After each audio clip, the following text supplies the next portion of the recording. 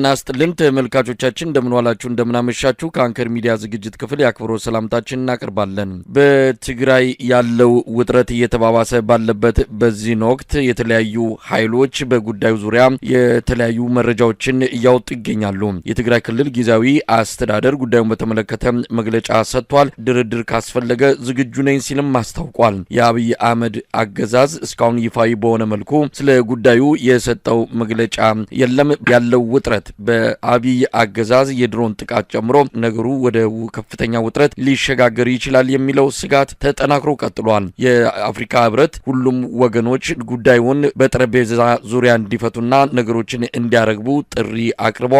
በፋኖም ሆነ በህወሓት በኩል ጉዳዩን በተመለከተ እስካሁን የተሰጠ ማብራሪያም የለም። ፋኖ በዚህ ጉዳይ ላይ ጣልቃ እንዳይገባ በተለያዩ ኃይሎች ግፊት እና ጫና እየተደረገ ይገኛል። ለማንኛውም በትግራይ ክልል ያለውን ወቅታዊ ሁኔታ እንመለከታለን።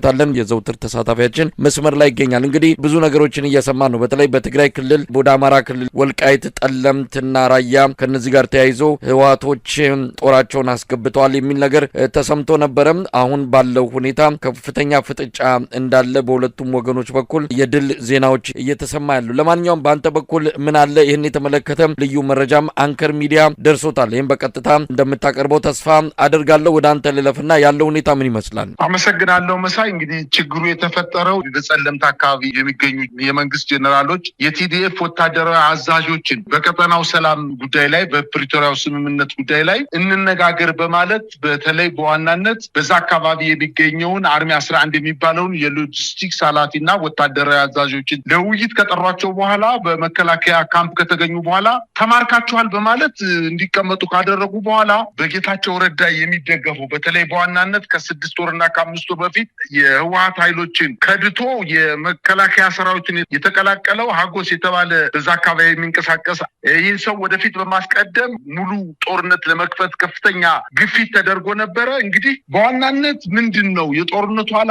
ምንድን ነው? የቲዲኤፍ ኃይሎችን መምታት ነው? ቦታውን መቆጣጠር ነው? የህወሓት ኃይሎችስ ተሻግረው ጸለምትን፣ ወልቃይትን፣ ጸገዴን፣ ራያን መያዝ ነው? አይደለም። ይሄ በመንግስት ኃይል የተቀነባበረ ሴራ እንደሆነ የአካባቢው ማህበረሰብ በደንብ ተረድቷል። ውጊያው በጀመረ በጥቂት ሰዓታት ውስጥ ደባርቅ ላይ፣ አዳርቃይ ላይ፣ ማይጸምሪ ላይ ሰላማዊ ሰውን መፈክር ይዘው እንዲወጡና ሰላማዊ ሰልፍ እንዲያደርጉ አድርጓቸዋል። አሁን እየደረሰን ያለው መረጃ በተለይ በዋናነት በትግራይና በአማራና በአፋር አዋሳኝ ድንበሮች አካባቢ ከፍተኛ ውጥረት ተከስቷል። በአንዳንድ ቦታዎችም ላይ ጠንከር ያለ የከባድ መሳሪያና የቡድን መሳሪያ ከፍተኛ ቁጥር ያለው የሰራዊት ኃይል ተመድቦ በተለይ በጸለምት አካባቢ በመጀመሪያ የአማራ አድማ ብተናና ሚኒሻን ከፊት አሰልፎ በኋላ ደግሞ በነጌታቸው ረዳ በስምረት ፓርቲ የሚመራውን በተለይ ይሄ ሀጎስ የተባለው ከድቶ የመጣውን ኃይል ይዞ ወደ ሁለተኛ ረድፍ ላይ እንዲገባ፣ በሶስተኛ ረድፍ ደግሞ የመከላከያ ሰራዊቱ በከባድ መሳሪያና በቡድን መሳሪያ ሽፋን እንዲሰጠው በማድረግ ጦርነት ለመጀመር ከፍተኛ ጥረት አድርጎ ነበረ።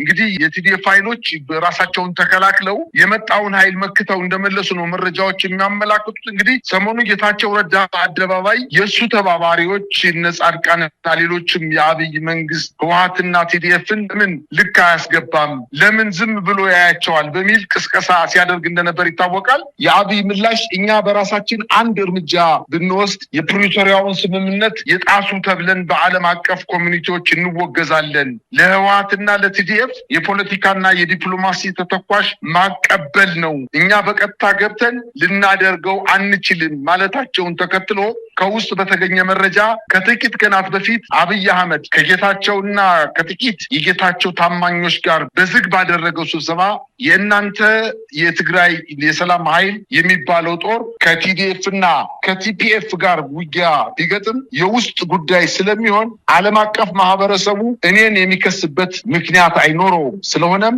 በአፋር ግንባር ብቻ ሳይሆን በራያና በጸለምት ግንባር እናንተ ውጊያ ብትጀምሩ እኛ ከኋላ ሙሉ ድጋፍ እናደርግላቸዋለን፣ የምትፈልጉትን መሳሪያ ተተኳሽ እንሰጣቸዋለን የሚል ሐሳብ አቅርበው እነጌታቸውን በአብይ ሐሳብ ተስማምተው ስራ ጀምረዋል። ስለሆነም ቲዲኤፍን በሶስት ግንባር ማጥቃት እቅድ ይዞ እየተሰራበት እንደሚገኝ ነው መረጃዎች እያመላከቱ የሚገኙት። ይህ እቅድ ሁለት ዓላማዎች አሉት። አንዱ ህወሓትንና ቲዲኤፍን እንዲሁም ጊዜያዊ መንግስቱን አሽመድምዶ ለነጌታቸው ስምረት የሚባል የዳቦ ስም የወጣለትን ግን በሚገባ ከብልጽግና ጋር ሲጋባ በእውነተኛ ስሙ የትግራይ ብልጽግና የሚባለውን ቡድን የበላይነት እንዲያገኝ በማድረግ የብልጽግና ፓርቲ የትግራይ ክፍ እንዲኖረው ማድረግ ሲሆን ይህ ስትራቴጂ ተከትሎ በጸለምት በኩል የትግራይን የሰላም ኃይል አስገብቷል። ይህ መደረጉን ያወቀው የቲዲኤፍ ለአብይ በሚታዘዝ የትግራይን ሰራዊት መከበቡን በማወቁ ለመከላከል ከዚህ ኃይል ጋር ውጊያ ውስጥ መግባቱን ለማወቅ ተችሏል። ይህ ሰበብ አድርጎ የአብይ መንግስት የራሱ ሰራዊት ከቲዲኤፍ ጋር እንዲዋጋ አድርጓል። በሁለቱም ወገን ቀላል ያልሆነ ጉዳት ተስተናግዷል። ሌላው በጸለምትና በራያ በኩል የትግራይ የሰላም ኃይል የተባለውን ቡድን በመጠቀም የሚከፈተው ጦርነት ቲዲኤፍን ራሱን ለመከላከል ሲል የሚወስደውን እርምጃ ራያና ወልቃይትን መልሶ ለመያዝ የተጀመረ የህዋት እንቅስቃሴ አድርጎ በማቅረብ በህዋትና በፋኖ በኩል የተጀመረውን በትብብር የአብይን አገዛዝን እንደምስስ የሚለውን ትልም እንዲሰናከል ማድረግ ዋነኛ ዓላማው እንደሆነ ይናገራሉ። የውስጥ አዋቂዎች እንደተገኘው መረጃ የአማራና የትግራይ ታጋዮች በጋራ የአብይን አገዛዝ ለመታገል ከፈለጉ በትግራይ በኩል ወልቃይትንም ሆነ ራያን በወታደራዊ ዘመቻ ለመያዝ የሚደረግ ጥረት እንደማይኖር ከነዚህ ሁለት አካባቢዎች ጋር በተያያዘ ችግሮች አብይ አህመድ ከተወገደ በኋላ በሁለት ወንድማማቾችና እህትማማቾች ህዝቦች በሰላማዊ ውይይት ሊፈታ እንደሚችል ነው። ይህ ስምምነት በፋኖና በቲዲኤፍ ብቻ ሳይሆን በሶስተኛና በአራተኛ አካላትም አማካኝነት በተደረገው ውይይት የተደረሰበት እንደሆነ ውስጥ አዋቂዎች ይናገራሉ።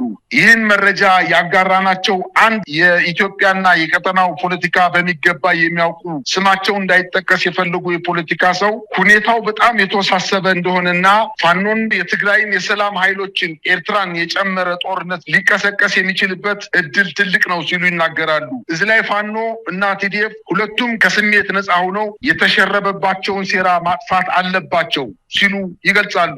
የቲዲኤፍን ሰዎች አብይ እያደረገ ያለውን በዝርዝር ገልጸው ቲዲኤፍን ራሱን ለመከላከል እርምጃ ከመውሰድ ውጪ በራያም ይሁን በወልቃይት ግንባር የሚገኙ ቦታዎችን በኃይል ለመያዝ ዓላማ እንደሌለው ይህ አካሄድ የፕሪቶሪያውን ስምምነት መጣስ እንደሚሆን ሆኖም አብይ አህመድ ራሱ መስራት የፈራውን እነጌታቸውን የተጠቀመ በሶስት አቅጣጫ ሲከበን ራሳችንን ለመከላከል ወደኋላ አንልም፣ ይህን የአማራ ህዝብ ታጋዮችም ይወቁልን በማለት ተናግረዋል። በፋኖ በኩሉም ሀቁ ይህ መሆኑ በደንብ አጣርቶ ወያኔ ወልቃይትንና ራያን በጦርነት ለመያዝ ሲንቀሳቀስ ዝም ብሎ እየተመለከተ ነው። ለምን ወጥቶ አያወግዝም? ለምን ከአብይ ኃይሎች ጋር ሆኖ ቲዲኤፍን አይመክትም ለሚለው ይህን የሚያደርግበት የአማራ ህዝብ ስለከዳ ወልቃይትን ለወያኔ አሳልፎ ለመስጠት ነው የሚለው ፕሮፓጋንዳ ነቅተንባቸዋል።